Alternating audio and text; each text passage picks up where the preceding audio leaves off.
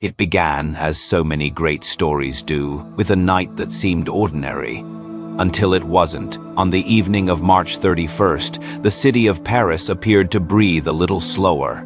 The Seine shimmered like a patient mirror, carrying the ghostly reflections of bridges and lamps that have stood longer than most human lives. Above it all, the Eiffel Tower iron bones and lacework steel waited in silence. She had seen revolutions, lovers' vows, and centuries of change, but tonight was different. People gathered at her feet hours before sunset, their phones ready, yes, but their eyes told a deeper truth. They were here to witness something, not just capture it. Rumors had been rippling through the city for weeks, not an ordinary light show. Not the same choreography of white flashes that Parisians had long taken for granted. Something new, something hidden in plain sight. By the time darkness fell, the air felt charged and invisible static that brushed across the skin. And then, without warning, the tower came alive. Light spilled across its frame in cascading patterns, gold turning to crimson, crimson to deep indigo, then exploding into constellations. But it wasn't the usual celebration palette of civic events. This was deliberate, almost coded. The patterns shimmered with the kind of precision you'd expect from ancient star lore, the kind that once guided sailors across oceans and priests across centuries. Some swore they saw the flower of life bloom in light across the tower's midsection, the ancient geometric symbol said to contain the blueprint of creation itself. Others claimed the sequence followed a mathematical rhythm: 3 beats, 6 flashes, 9 pulses, eerily reminiscent of Nikola Tesla's cryptic obsession with those numbers. And then came the sound, soft at first, almost woven into the city's natural hum. But if you really listened, you could hear tones that seemed impossibly deep, resonating through your chest more than your ears. Scientists call it infrasound. Mystics call it the voice of the earth. Either way, it had the uncanny effect of making you feel connected. As if the tower wasn't just a structure of steel, but an antenna transmitting something old and vast into the night. The internet, of course, erupted within minutes. Clips flooded social media from every angle, some breathtaking, some grainy, but all pulsing with the same uncanny sequence. Hashtags were born, theories spun faster than light. Was it just clever artistry?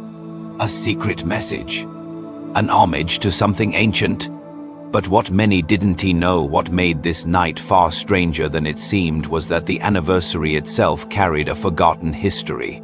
The Eiffel Tower wasn't just built as a monument to engineering.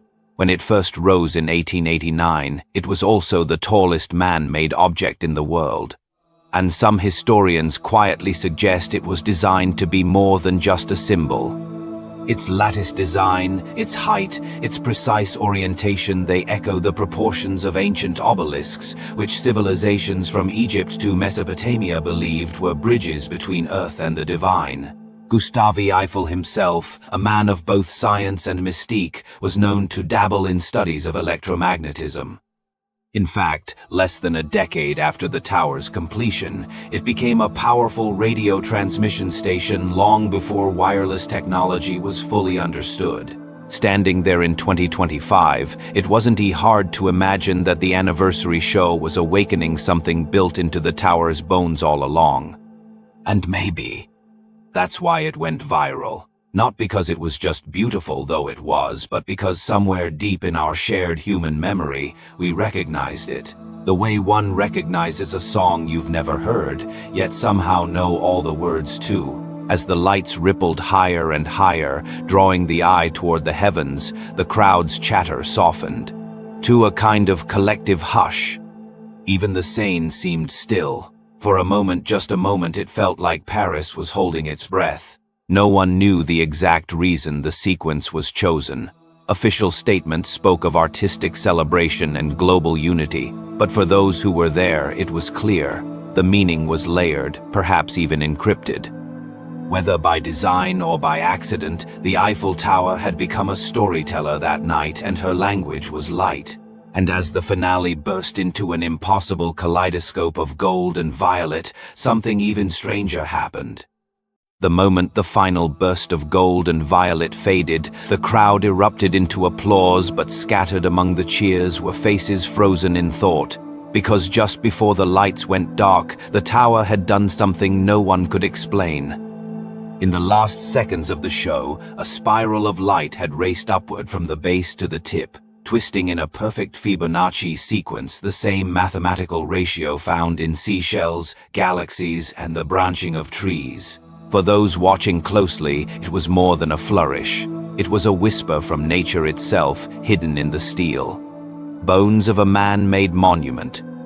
Within hours, online sleuths began breaking down the footage frame by frame. Engineers analyzed the precision of the sequence, artists speculated on its symbolism, and historians dug up dusty blueprints, noting design choices that seemed far too coincidental. It wasn't just the colors or shapes, it was the timing. The pulses matched astronomical events unfolding that very week. Venus and Jupiter were in rare alignment, forming what ancient sky watchers called the kiss of the gods. Was it possible the anniversary show had been choreographed to this cosmic dance? If so, why? And by whom? What made the mystery even more intriguing was the way the show resonated far beyond Paris. In Tokyo, Sydney, Sao Paulo people reported that watching the sequence live online left them feeling inexplicably calm or energized or even nostalgic for something they couldn't name. A few swore they'd dreamed of the tower the night before, as if some subconscious thread had been tugged across oceans. The official explanation didn't help much. Event organizers described it as a fusion of art and mathematics designed to celebrate human connection, which sounded nice to nice. The words were smooth, polished, and utterly devoid of the strangeness that everyone had felt in their bones. Some pointed out that this wasn't the first time the Eiffel Tower had been linked to unusual phenomena.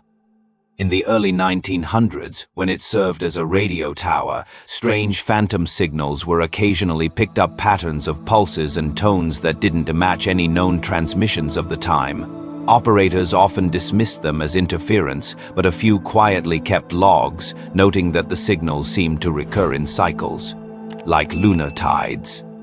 Others recalled the work of a little-known French architect named Charles Garnier, who once proposed that tall metal structures could amplify subtle energies in the environment. At the time, it was dismissed as pseudoscience, but in an age when quantum physicists talk openly about entanglement and vibration, Garnier's ideas don't sound so far-fetched. Perhaps that's why the viral reaction was so intense. It wasn't just the beauty, but the sense of tapping into something both ancient and futuristic at once. We live in an age drowning in artificial light, yet here was a spectacle that felt purposeful. It seemed to bypass the part of the mind that analyzes and go straight to the part that remembers. I kept thinking about something an elderly Parisian woman told a reporter that night. She'd lived in the city her whole life, had seen hundreds of light shows, but she leaned in close and whispered, "This one. It wasn't for our eyes, it was for something else watching." What she meant is anyone's guess. Some say she was referring to the stars. Others think she meant the countless digital eyes, satellites, cameras, drones scattered across the world. But a few believe she was hinting at something more enigmatic, something that has hovered at the edges of our collective imagination for centuries. Because here's the thing, light, especially patterned light, is one of the oldest forms of communication. Long before language, long before ink and paper, our ancestors used fire to send messages across valleys. Shamans carved spirals into cave walls, mirroring the cosmos above. Mariners read the blink of distant lighthouses like sacred text. Standing under the tower that night, with the air vibrating and the lights spiraling skyward, it wasn't hard to imagine that Paris had become the largest lighthouse on Earth, signaling not two ships, but two. Something beyond them. Of course, most people who shared the videos online weren't thinking in those terms. They were just mesmerized, swept into the current of the moment. But in the quieter corners of the internet, threads began to connect dots. Theories about lost civilizations, ancient star maps, and even hidden time capsules within the tower's structure gained traction.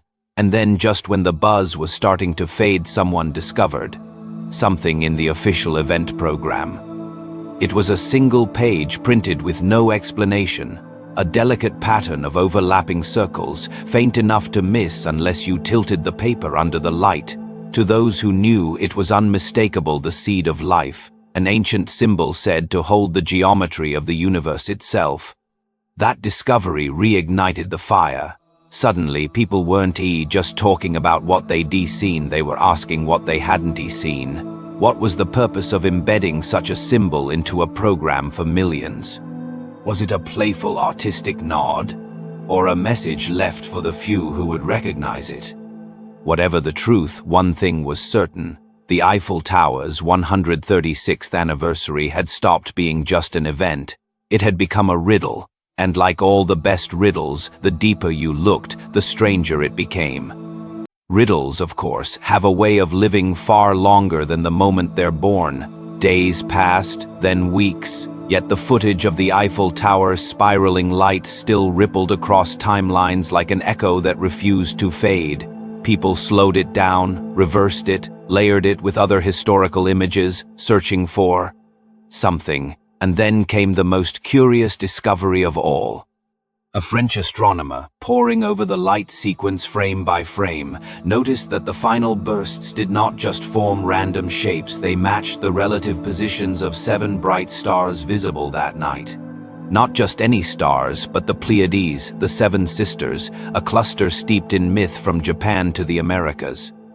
Legends say they are a celestial home, a guiding place, sometimes even the origin point of humanity itself. Was it coincidence? Or was Paris, on its 136th anniversary of steel and sky, sending a greeting into the dark? It would have been easy comforting, even to dismiss it as artistic chance, but then an archival detail surfaced that changed the conversation entirely. Deep in the Gustave Eiffel archives was a letter written just before the tower's completion in 1889. In it, Eiffel mused about the structure as a messenger in metal, a phrase historians had never quite understood. Most assumed it referred to the tower's future as a communications hub. But paired with what had happened this year, the words took on a different shade, less functional, more prophetic. It was as if Eiffel had known, in some instinctive way, that this lattice of iron would speak across centuries, and maybe he suspected that the language it would speak wouldn't always be human. Meanwhile, eyewitness accounts continued to surface. A musician claimed that the infrasound tones during the show harmonized with the note, the pitch ancient instruments were once tuned to in sacred rituals. A linguist observed that the timing of the flashes resembled a form of Morse code, though when translated, it yielded no coherent words, just a repeating pattern of 3 numbers. 3, 6, 9, Tesla's Trinity, the strange part. Even those who didn't understand any of this felt different. It was subtle, like a shadow you don't notice until you realize the light has changed. Viewers described feeling unusually creative, nostalgic, or quietly restless in the days that followed, as though the show had unlocked something dormant. And perhaps that's the real magic here. Not that there's a hidden cabal sending messages through steel and light, though, who can say? But that in an age of infinite noise, one night in Paris made millions stop, look and feel. Not just scroll, not just like or share, but truly feel. When you strip away the theories, the star maps, the sacred geometry, what you are left with is this. The Eiffel Tower's anniversary reminded us that beauty itself can be a kind of code. One that bypasses logic, taps the oldest parts of our memory, and leaves us with a lingering sense that there's more to reality than what fits neatly on a page. Because maybe the point was never to solve the riddle. Maybe the point was to remember how to wonder. And that, more than anything, explains why the show went viral. Not because we understood it, but because we didn't. Because somewhere in the unexplained, we felt at home. In the end, Paris went back to her usual rhythm. The lights of the tower returned to their familiar sparkle on the hour. Tourists came and went, lovers met under her steel shadow, and the Seine carried its reflections out to the sea. But for those who were there, or those who watched from across the world, the 136th anniversary remains more than a date on the calendar. It is a night that lives in the quiet part of the mind, waiting to be recalled. When you see a certain shade of violet, or hear a low hum in the wind. So if you ever find yourself in Paris on a still night, and you look up at the tower as she gazes into the stars, remember this: monuments are not just made of stone or steel, they are made of moments, and some moments are messages, waiting centuries for the right night to be heard, and perhaps, just perhaps, the Eiffel Tower is still speaking. The question is, are we listening? If you felt that tonight's story left you with more questions than answers, that's exactly as it should be. Share your thoughts, your theories, your own strange encounters in the comments below. I read them all. And if you want to keep exploring the hidden currents of our world, the mysteries that hum just beneath the ordinary, subscribe and join me on the next journey. Until then, keep your eyes open and your wonder sharper than ever.